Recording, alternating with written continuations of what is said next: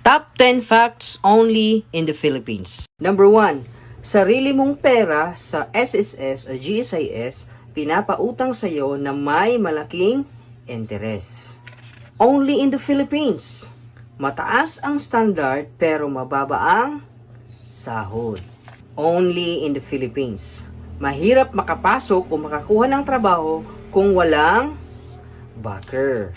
Only in the Philippines. Maliit ang sahod pero malaki ang kaltas sa SSS, Pag-ibig, PhilHealth, BIR o GSIS. Only in the Philippines pa rin. Pag late ka, kaltas. Pero pag nag-overtime ka, thank you lang yung ibibigay sa'yo. Only in the Philippines. Kasama sa requirements ang physical appearance, dapat maganda, guwapo, sexy o macho. Tapos meron pang age limit at